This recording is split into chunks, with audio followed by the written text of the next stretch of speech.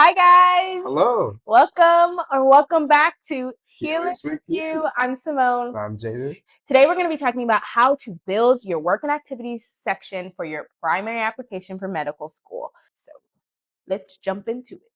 No matter how you choose to apply to medical school, each way is going to ask for a work and activities section. It might be called something different depending on how you're applying, but Mhm. either way, you're going to have a list of activities to just tell you about who you are as a person, what you've done in like the last 5 years before applying. So for AA, MC, and TIMDOS, the maximum amount of activities you can have is 15. But for AA COMAS, you have an unlimited amount of activities that you can choose from. Overall, you're just trying to tell the story of why you're going to make a good doctor and like how your experiences have brought you to the point that you are and how they're going to form the kind of doctor that you're going to be. For the AAMC, you'll have 700 characters for each of your activities, and an additional 1325 characters for your three most meaningful experiences. For TIMDOS, you'll have 300 characters for each experience and an additional 700 characters for your most meaningful experience. And for a AA COMAS, when it comes to apply to DO schools, you'll have 600 character limit for each, and there are the most beautiful experiences. A couple of things to keep in mind when you're building your list and trying to decide which activities to include and to exclude. Which are the ones that have the most impact on you? Which are the ones that you were able to impact the most?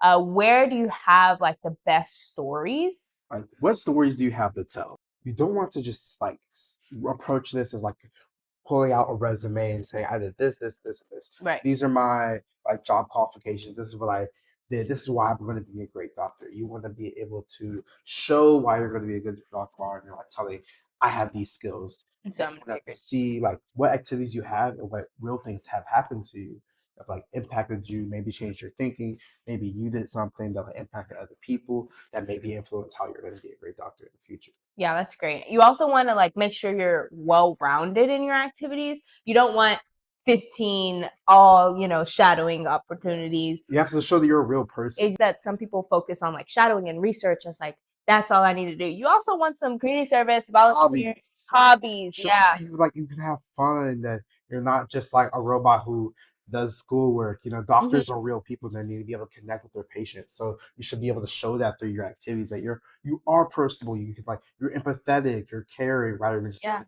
I'm super smart, I have all these skills and everything. Like, are you a good person? And you want to show that you have a life because when you don't have a life, you burn out, right? And they want somebody who's going to do well. And in order to do that, you kind of have to have that support of, things outside of school and work to kind of support you in that way. Like even in my activities, I've talked about playing the ukulele for fun, I which talked about like VBS, Vacation Bible School at my church, and how I would go home and like dance around with the kids and like how and like you can always tie it back to somehow like how you're going to be a good doctor, but overall the theme of that one was just like I also know how to have fun, I also know how to take breaks and all of that and connect with people of all age groups, things like that. So I'm going to go over 3 examples from my AMCAS application. One being a volunteer non-medical experience, one being a shadowing experience, and then the third is a shadowing experience, but it's also one of my most meaningful experiences. So you can get a little bit of that balance. First experience that I'm going to be doing is a community service volunteer non-medical experience. A couple things that I put in this experience is number one, why did I choose to do this since it's volunteering? Kind of what was my heart behind it? Why did I choose to volunteer at this place at this time? I talked a little bit about the pandemic and I talked a little bit about food insecurity and all of those things and just wanting to get back in that time. I talked a little bit about what I did, like what my everyday things were going to be, what my day-to-day volunteering looked like. What's really important to note is that I didn't want to harp too much on that. I spent maybe a sentence on what I actually did because they know what a food pantry is. They know what you do at a food pantry. It doesn't really serve me to say, go on and on about like the details, the minute details of like, oh, picking this off the shelf and putting it back and all of those things. So I just spent very little time on that.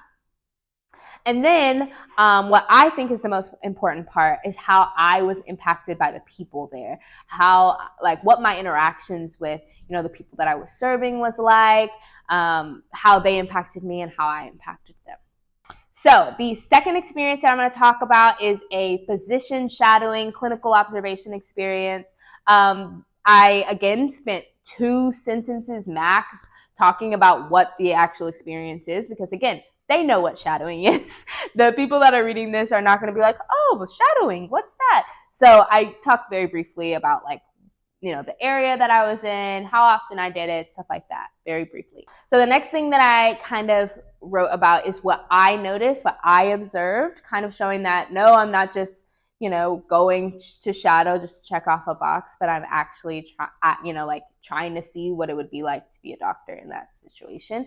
And I talked about how I noticed a lot of the people in this underserved area spoke Spanish, and how, me being able to speak a little bit of Spanish, and the physician that I was shadowing, he spoke a little bit of Spanish, and so how that changed our patient interactions. So kind of talking about not only the experience itself, but also the patient interactions and how I was impacted by that, and further decided to minor in Spanish in college. So kind of the whole arc of, this is what I did, this is how I was impacted, and this is how I impacted the situation.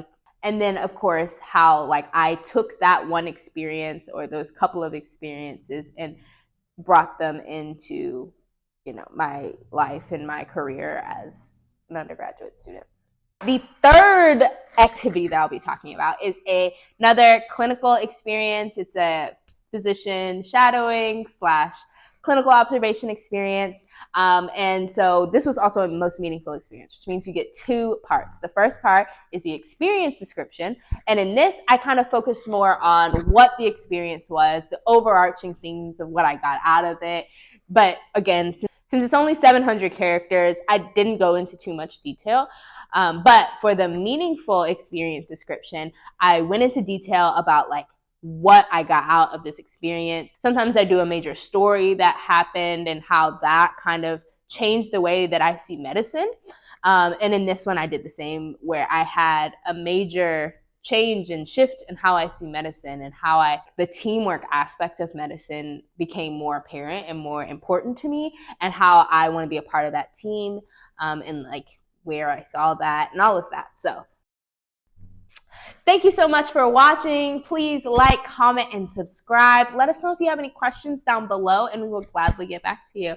Thank you. Bye. Bye.